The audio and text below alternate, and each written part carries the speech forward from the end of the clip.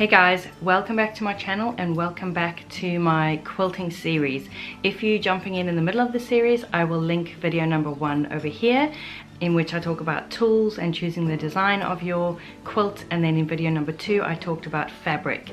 So in today's video we're going to talk about cutting and piecing. So this is where things get real. You've picked your design, you've prepared your fabric, and now we're actually going to cut it up and start to put it back together in the design that you've chosen.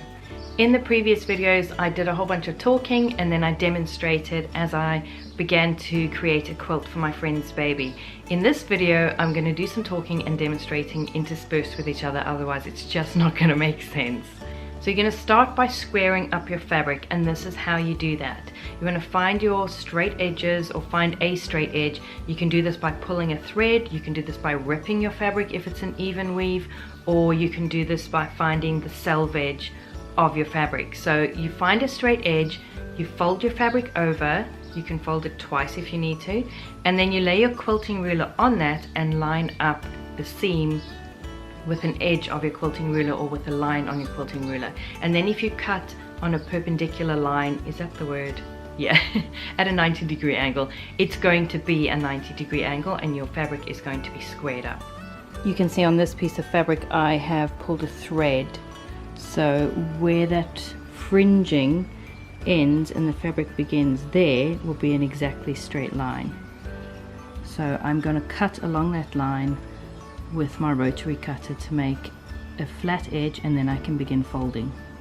I'm going to fold along that edge, leaving just the fringing sticking out, and then I can cut it straight. I just think I'll get more accurate results than if I'm trying to move my ruler along. So I'm lining that up right underneath the fringing at the edge of the fabric. Okay. Right, so I've laid that out on my mat. I've turned my mat diagonally so that I'll be able to cut all the way and not go off the end of it. And I'm going to line up this flat end of my ruler with this straight edge of the fabric here.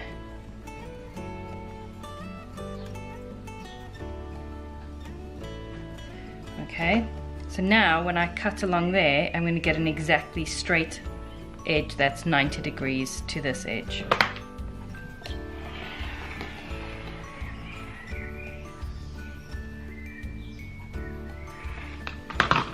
There you go, so I've cut off that skew piece, and now my fabric is squared up.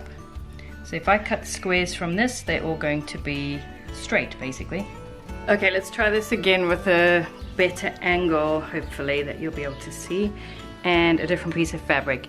This piece of fabric I bought off the bolt, so I bought that much of it, and on either end is the selvage, or you know, the bound edge. So that is a great place to start because those are straight. So I'm going to fold my fabric in half and line those two edges up.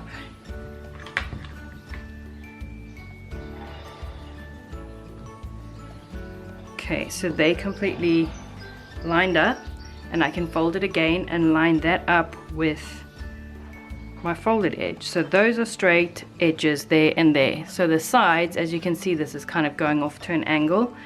So now, let me just get this set up. There we go. So now if I lay my ruler on and line it up with what I know is a completely straight edge, just see. Yeah, you see this comes right out. So I'll move it as close to the edge as I can because I don't want to waste fabric. So I've lined this up exactly here. It should be lining up there, and then I can just cut off the ends and it's squared up. Like that is square now. And I'll just repeat for the other side.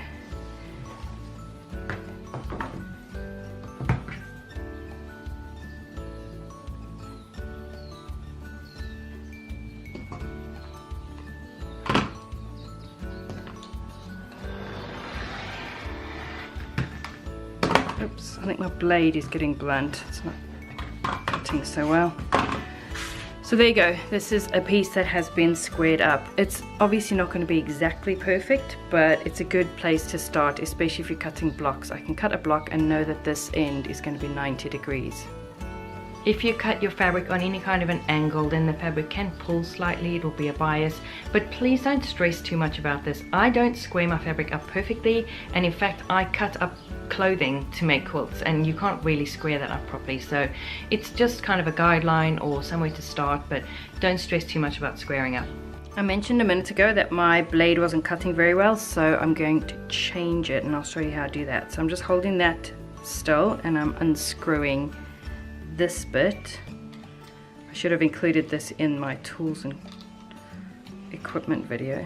So there's a nut, there's a washer that's curved for pressure, and there's a plastic washer. So I'm just going to take those off and leave them just to the side here in order. And then this bit is just like the middle spoke, I guess, but I'm going to leave that in place. There's my old blade that I can discard, and I have a brand new blade here. It is super sharp. Pop that on there and then put these back in the same order.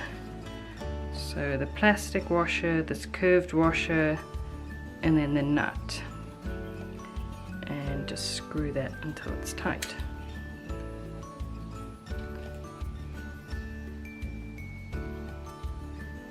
There you go. I have a fresh clean blade that should be nice and sharp and ready to cut.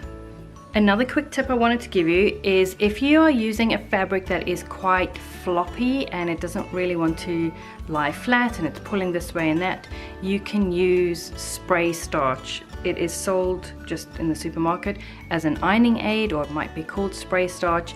You can spray this on and iron it in, and it will kind of stiffen up the fabric and it will behave much better when you cutting out your shapes for quilting, and when you kind of piecing them together it won't pull and flop as much. It's not necessary on every fabric. I don't find it necessary on regular quilting fabrics, but if I'm using something that's particularly thin or floppy that I want to include in my design, this is what I use. Now when it comes to cutting out your shapes, you're going to either use your quilting ruler. There's different templates you can follow if you're doing triangles or if you're doing rectangles or squares. You can buy different shaped quilting rulers. For example, if you're doing triangles, you can buy a triangular shaped ruler, or you can just create a template out of cardboard and you can trace it onto the back of your fabric with a pencil, and then use scissors or a rotary cutter to cut up your shapes. So I'm going to use my quilting rulers to cut out my shapes. If you recall, the design that I am going to be making this quilt is just squares put together, and I've decided on squares of this size. I didn't want huge ones and I didn't want tiny ones, so I thought, oh, I'll do some that are roughly about 10 centimeters. And then I came and measured 10 centimeters on my quilting ruler, and the closest was 3.5 inches. The quilting ruler is in inches, so that is what I'm working in. So I'm making my squares 3.5 inches. I don't know what the finished size of my quilt is going to be. If you after a very particular size, you're going to have to do a whole bunch of maths, but I'm not into that. So basically I just cut up a bunch of squares and I lay them out, and I get roughly the size and shape I want, and I eliminate or add rows as needed. So I'm not being very precise. I could probably work out what the exact finished size is going to be, but I'm not into maths. So I've got my squared up green fabric, and so this is square to that, which is square to that. So I'm going to lay my ruler down, and it's got numbers on it, so I'm going to measure back 3.5 inches, and there's little tick marks. Let me just zoom you in.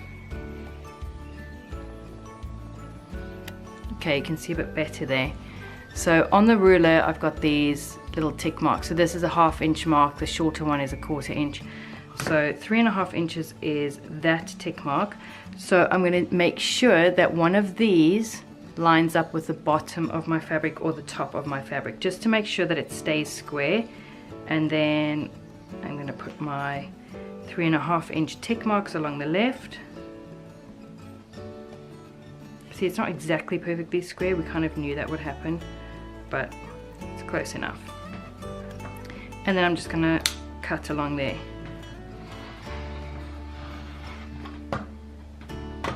Okay, so now I have a strip that is 3.5 inches wide, and to make my squares I'm just going to turn it and start cutting squares in exactly the same way. Line up a line along the top, line up my measurements along the left, and cut. There you go, 2 little squares to add to my pile.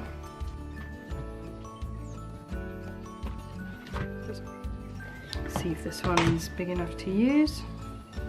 Yep, can get one more out of there.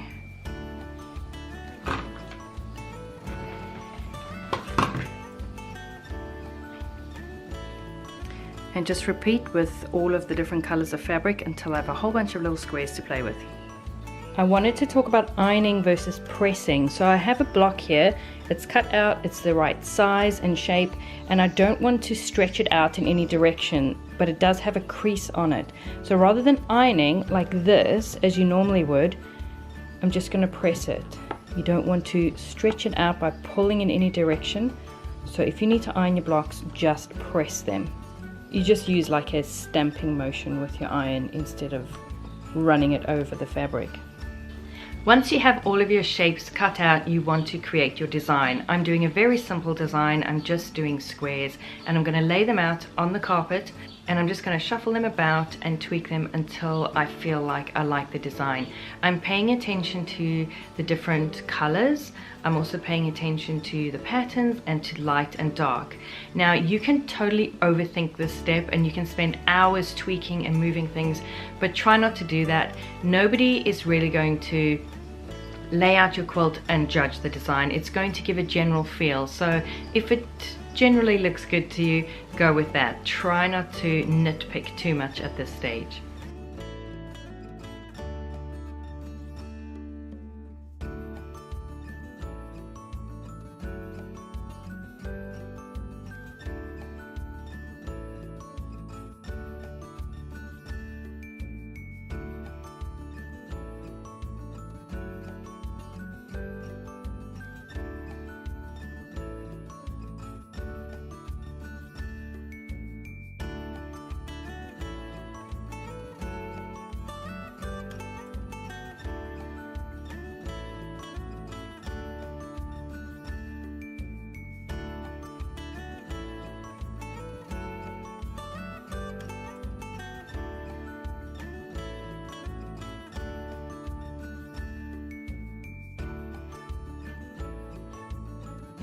Now that all of my pieces are laid out and I'm happy with the design, the next thing I do is take a photograph. If any of my pieces get mixed up or if I get muddled up along the way, I have a picture to refer to remind me of which piece went where and how I wanted the quilt to look.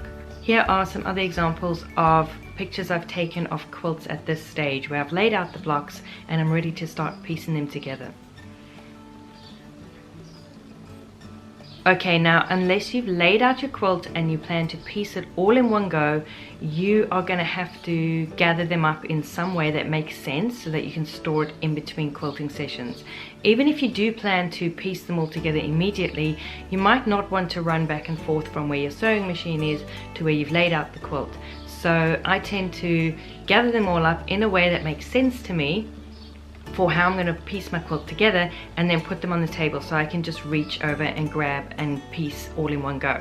And how I do this is I start at the bottom of the quilt, I put a pin on block number 1 in the row, and then I stack the row together. Then I move up and I put a pin on block number 1 of the next row, I stack them all up and I offset them and lay them on top of the previous row. And I continue in this way until the quilt is all stacked up, neatly ready to go in rows.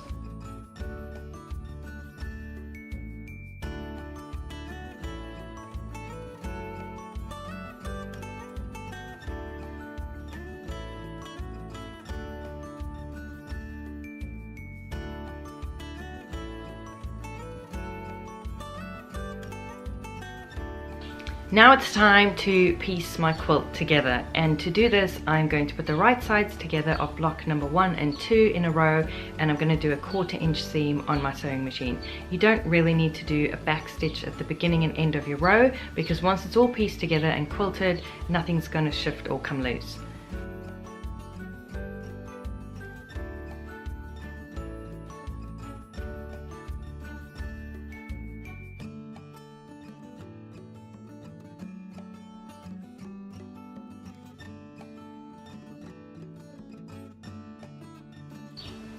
I reach for the next block and I put it on, and I just keep going until I finished a row.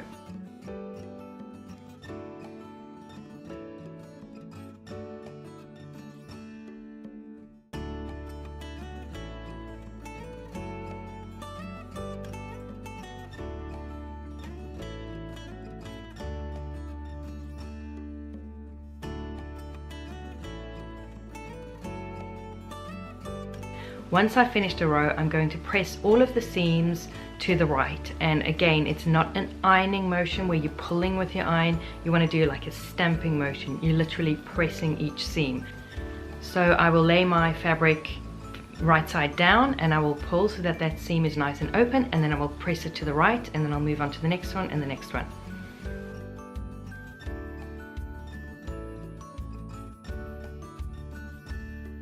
And that is row number 1 done. So I'm going to go and lay that somewhere so that it doesn't get mixed up. Now I'm going to begin piecing together row number 2.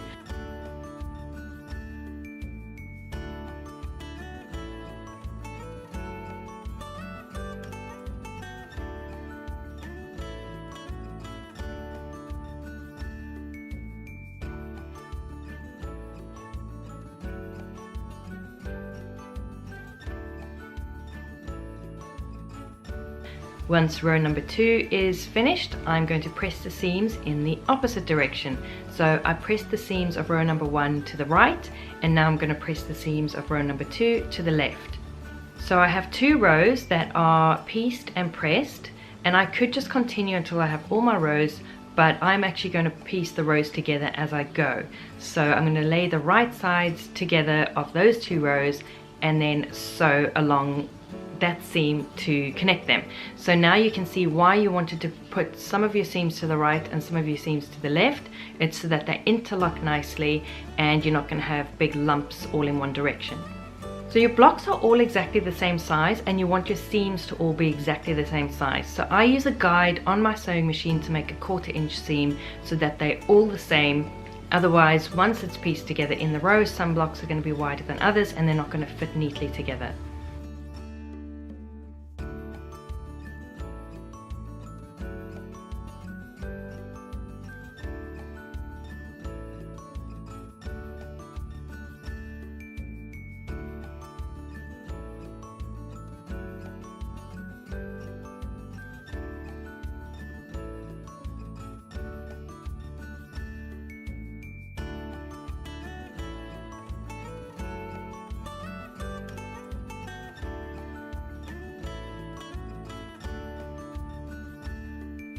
I just continue in this way until all of my rows are pieced together and all of those rows are pieced to each other, and voila, I have a quilt top ready to go. I hope you found this video helpful. If you are quilting along with me, I'd love to know what you're creating, and you have a week to get your quilts pieced together, because next week we're going to talk about basting and quilting, which is putting all of your layers together. As always, I will link the playlist down below. If you are jumping in here in the middle of nowhere, go and start with video number 1 and it will take you through the process of creating a quilt. I will link next week's video here once it is live. Thank you so much for watching, and I will see you next time.